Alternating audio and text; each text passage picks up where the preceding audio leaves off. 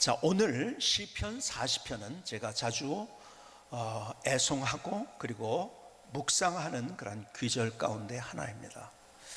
얼마나 이 시편 40편을 읽고 이 말씀 속에 거할 때 하나님께서 제게 주시는 은혜가 얼마나 놀라운지요. 오늘 이 기도시는 또 간증이면서 기도시가 되는 거죠. 다윗의 고백입니다. 다윗, 그는 시편 40편 1절에 이렇게 고백을 합니다. 이미 본 것처럼 내가 여호와를 기다리고 기다렸더니 귀를 기울이사 나의 부르짖음을 들으셨도다. 내 기도를 들으셨다는 거예요. 그렇죠? 근데 보니까 앞서서 이런 게 있어요. 기다린 게 아니에요. 기다리고 기다렸더니. 응답하는 기간이 나는 당장 이렇게 돼야 될 것 같은데 그렇지 아니하고 내가 기다려야 되는 상황이 있었지만 그래도 하나님의 때에 In His time, 하나님의 때에 하나님께서 이렇게 아름답게 응답하셨습니다. 응답을 고백하며 찬양하며 간증하는 거죠. 2절은 계속 이렇게 말씀합니다. 내가 기가 막힐 웅덩이와 수렁에서, 나를 기가 막힐 웅덩이와 수렁에서 끌어올리시고 내 발을 반석 위에 두사 내 걸음을 견고하게 하셨도다. 여러분, 기가 막힐 웅덩이와 수렁이라는 말은요 무슨 말이냐면 더 쉽게 이해하면 늪입니다. 근데 늪은 어떤 곳이죠? 한 발자국이 빠졌어요. 그래서 그것을 더 빼려고 하니까 더 깊이 들어가는 늪. 내가 아무리 노력해도 더 깊이 들어가는 늪 속에 빠진 것 같은, 이건 절망적이죠. 그렇죠? 그런 속에 있던 나를 끌어올려 주시고 내 발을 반석 위에 견고하게 세우셨습니다. 역전의 드라마를 하나님께서 멋지게 보여주셨다는 거죠. 깊은 절망 가운데 있었지만 그 가운데서 하나님께서 마침내 기가 막힐 하나님의 역전의 드라마를 보여주셨다는 거죠. 그가 그런 응답을 받을 수 있었던 이유가 뭘까요? 그 기적의 이유가 뭘까요? 그 역전의 드라마를 경험할 수 있었던 이유가 뭘까요? 우린 이걸 봐야 되는 거예요. 아, 저 사람은 저런데 나한테는 왜 그렇게 안 하실까? 이러지 말고 왜 그랬는지에 대한 영적인 호기심을 가지고 우리가 그것을 찾아보는 것이 중요하다고 생각합니다. 그런데 그 이유를 시편 40편 10절입니다. 10절에는 이렇게 고백을 합니다. 내가 주의 공의를 내 심중에 숨기지 아니하고 주의 성실과 구원을 선포하였으며 내가 주의 인자와 진리를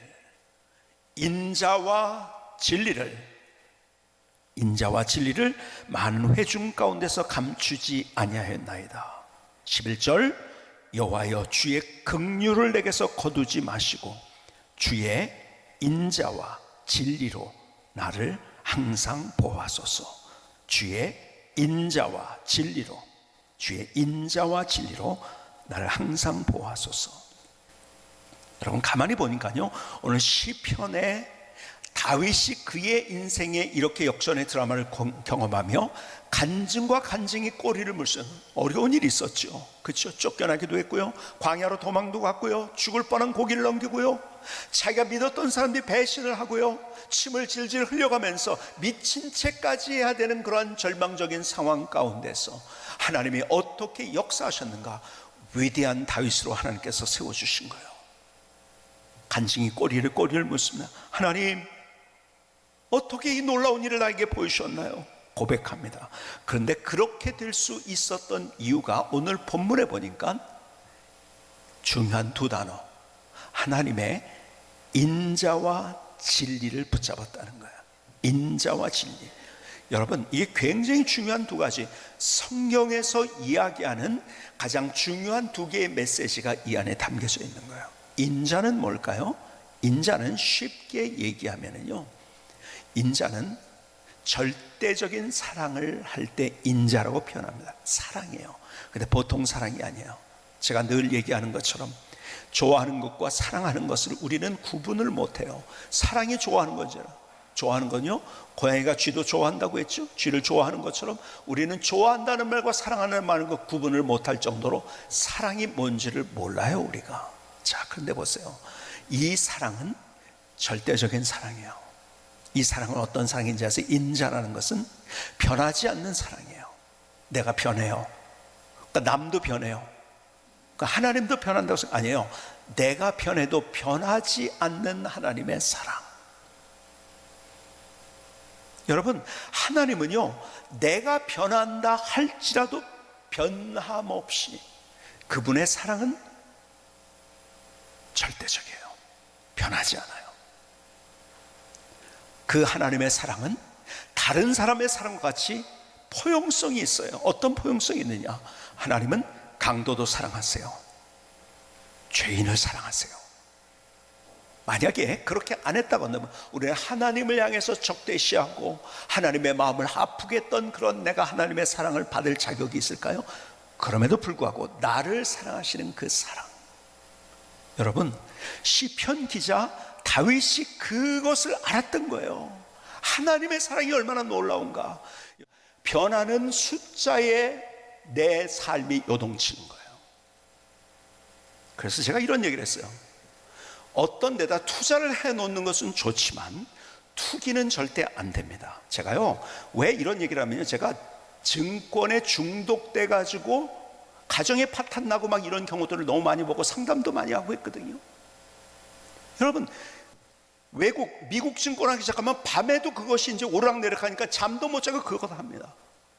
여러분, 그래서 돈을 벌었어도 그거는 불행한 인생을 사는 거예요. 왜 그런지 아세요? 매일 요동치는 증권의 가격에 의해서 내가 움직이고, 내가 중요한 일을 하고 있다가도 그게 생각나면 그거 한번 또 봐야 되고. 지금 제가 이야기를 하니까 내 얘기하고 있는 그런 분들이 꽤 계시네요. 얼굴을 보니까. 그거죠. 그래서 돈 벌면 뭐 할 거예요? 매일 삶이 그 숫자에 의해서, 변하는 숫자에 의해서 내가 요동치는데요. 그거 바보 같은 인생이죠.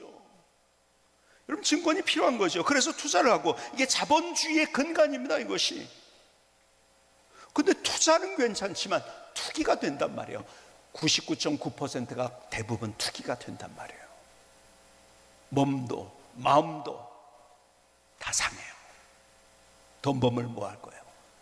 그렇게 번 돈으로 뭐 할 거냐고요. 아니, 그 시간에 더 우리가 의미 있고 가치 있는 것을 할 수 있다고 한다면 돈을 덜 못 벌어도 우리의 인생이 얼마나 멋진 인생인데요.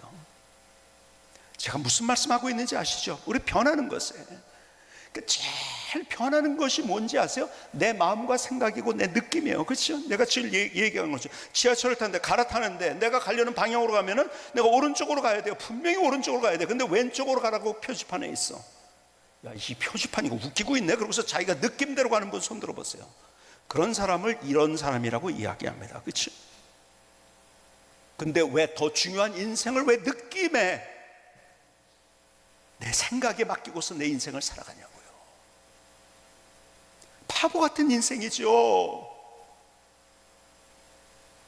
여러분, 그냥 내가 좀 더 세게 표현하고 싶은데 그냥 최대한으로 제가 줄여서 바보 같은 인생이에요, 그거. 근데 세상은 계속 네 느낌이 맞다고 얘기하는 거예요. 네가 여자라고 느껴 남자인데, 그럼 네가 맞아, 그게. 여러분, 바보같이 살라고 세상은 계속 얘기를 하고 있어요. 어느 책에 하나 제가 스크랩 해놓은 거 읽어드릴까요? 수십 명이 들어찬 강당, 참석자들의 눈과 귀가 무대 위 스님에게 쏠려 있다. 객석 여기저기서 다양한 고민과 사연들이 쏟아진다.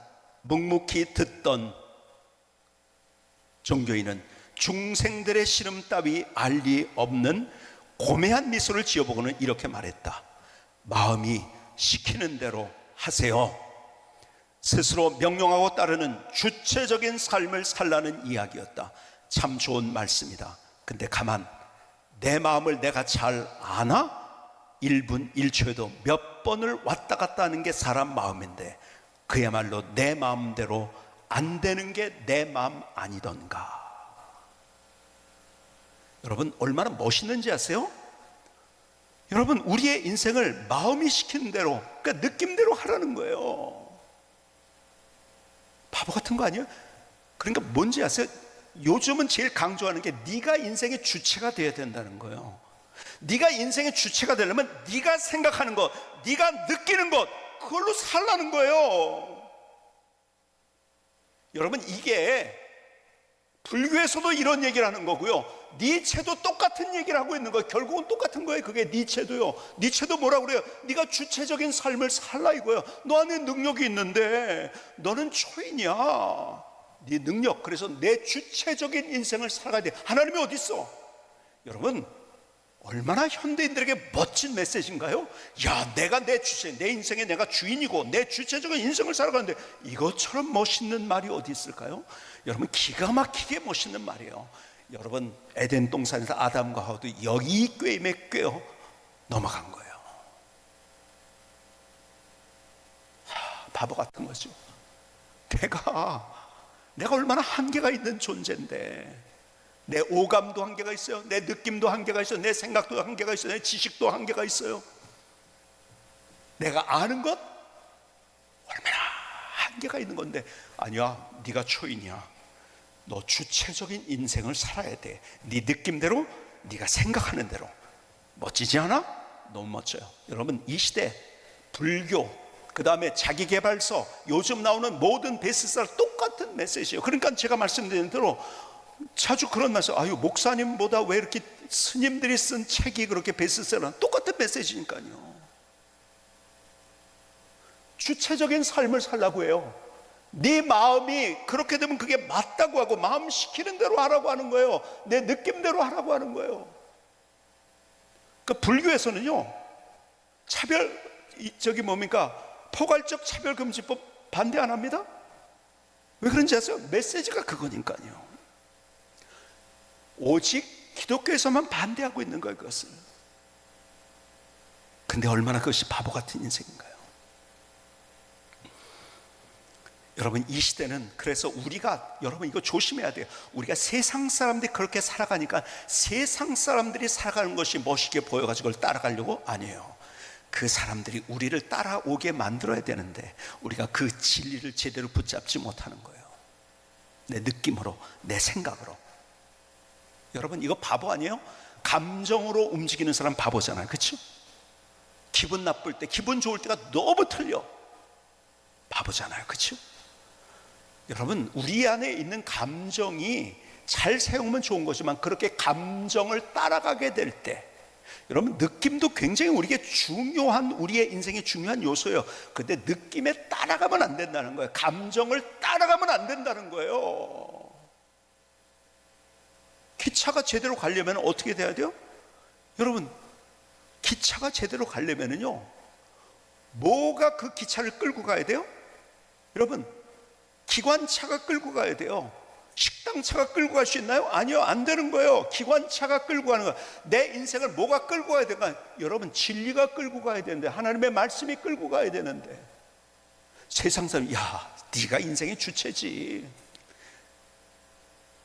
여러분, 이것처럼 우리를 현혹하는 말은 없어요.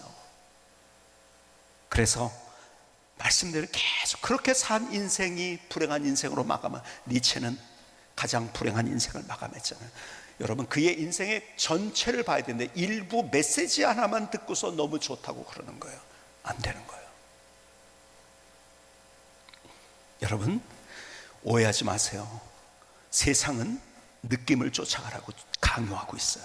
그리고 멋있게 그걸 미화를 합니다. 그것이 네 주체적으로 살아가는 인생, 너 인생의 주체는 너야. 아니에요.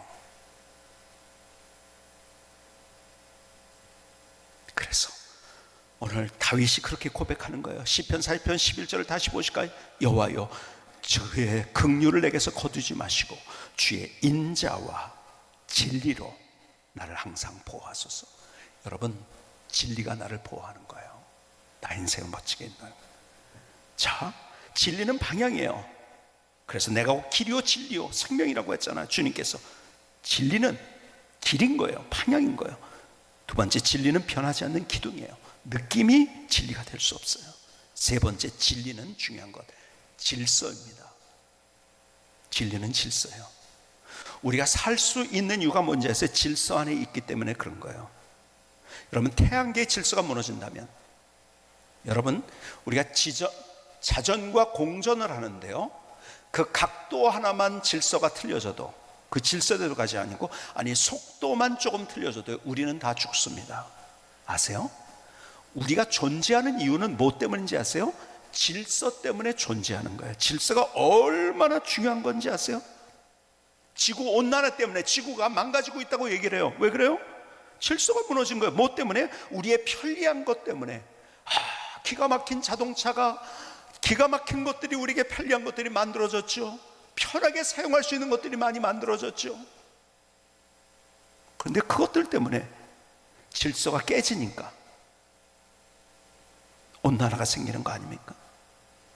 여러분, 몸도 그렇고 마음도 그렇고 뭐든지, 역사도 그래요. 질서가 무너진 거, 결국은 어떤 로마 대제국이 망했다고 할 때 왜 망했는가, 여러 가지 이유들을 막 책들마다 다 있어요. 뭐 그냥 뭐 전염병 그렇다, 무슨 어떤 사건 때문에 그렇다, 무슨 그냥 제1차 세계대전을 일으킨 이유도 얘기하면서, 그것이 기차가 정시에 안 와서 그렇다. 요즘 그 책 하나 읽어봤는데 원래 참 재미있더라고요. 재미는 있지만 결국은 중요한 건 뭔지 아세요?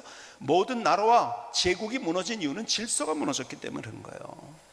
질서가 있을 때 모든 나라가 흥왕합니다. 질서가 무너지면 모든 게 무너지는 거예요. 그래서 여러분, 질서를 무시하면 안 됩니다. 몸도 그래요. 이렇게 질서가 있는 것, 그러니까 몸이 틀어졌다는 거면 질서가 무너졌다는 거예요. 그렇죠?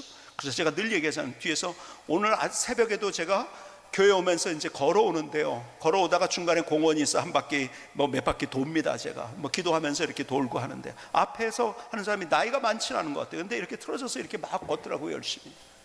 여러분, 그 몸의 질서가 이렇게 무너져 가지고 삐뚤어지면은요, 그 걷는 게 더 몸을 안 좋게 만드는 거예요. 그 질서부터 잡아야 되는 거예요. 몸의 질서부터. 창조의 질서가 있어요. 여러분, 질서 안에 있을 때 평안이 있고 안정감이 있는 거예요. 여러분, 질서가 무너지면 불안해지는 거예요. 세상이 지금 왜 더 불안해가는지 아세요? 불안해져가는 세상 속에 왜 살고 있는지 아세요? 우리가 질서가 무너져서 그런 거예요. 근데요, 그 모든 질서, 가정에서도요, 자녀와 부모님 간의 질서가 있어요. 근데 다 무너졌어요. 그렇죠? 질서가 무너지니까 부모님 뭐냐 이거죠. 응?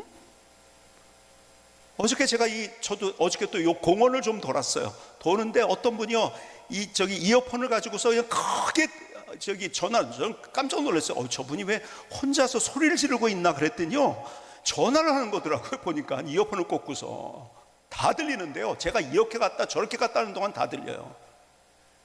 이놈의 자식이 말이야, 우리 자기 아들 얘기하는 거예요. 5년 동안 한 번도 찾아오질 않았어. 코로나로 또 못 온다고 그래, 막 이러면서 얼마나 그냥 막 누구 친구하고 하는 것 같더라고요. 그래서 자기가 나와서 여기서 운동을 하는 중이다, 이런 것까지 해서 막 하더라고요. 저는 안 들으려고 했는데 워낙 커가지고 다 들었어요, 제가. 여러분, 가정의 질서가 무너지면 모두 불행한 거예요. 질서가 깨진 상태에서 행복한 사람은 절대 없어요. 힘들어도 질서를 그래서 세워야 되는 거예요. 우리가 힘들어도 국가의 질서를 세우는 거고, 쉬운 일은 아니겠죠. 때로는 가정의 질서도 세우는 거예요. 여러분, 질서가 뭐예요? 하나님의 창조에서 남자와 여자를 창조했는데 지멋대로 자기가 남자래요, 여잔데. 자기는 낮에는 남자고 밤에는 여자래요. 또 지금은 자기는 남자에서 여자로 가는 중이래요. 이 젠더가 얼마나 수십 가지의 젠더가 있는지요. 질서가 무너진 거예요. 다시 말씀드립니다. 여러분, 우리가 동성애자들을 사랑해야 돼요. 하나님도 사랑하십니다. 이게 기본적으로 우리에게 있어야 돼요. 그들을 포용해주고 안아주고 보듬어 줘야 돼요. 다시 말씀드립니다. 그런데 잘못된 것을 잘못됐다고 얘기하면 안 되는 거죠. 여러분, 강도짓을 했는데요, 잘못된 것 잘못된 거죠. 그러나 그들을 사랑하고 그들을 안아줄 수 있는 우리의 마음이 있어야 되는 거예요. 왜? 그 사람을 주님께서도 사랑하시니까요. 아까 얘기한 대로 그분의 주님의 사랑은요, 포용적인 사랑이에요. 다 사랑하세요. 그렇다고 해서 잘못된 걸 여러분 자녀들 사랑하는데 잘못 오거나 그래 내가 너 얼마나 사랑하는데 그렇게 해. 그런 사람이 있을까요? 없는 거예요. 여러분 잘못된 건 잘못된 거고 아닌 건 아닌 거예요. 그리고 그들을 사랑해 주는 거예요. 포괄적 창조응시법이 세지기 시작하면 오늘 설교 같은 설교를 제가 못할 수 있다는 거 아십니까? 동성애에 관한 문제도 그렇지만 다른 종교하고 비교를 하면 그것도 문제가 됩니다. 복음을 제대로 선포도 할 수 없어요. 근데 어쨌든 질서예요. 진리는 질서예요. 그 질서가 가정에서도 회복돼야 돼요.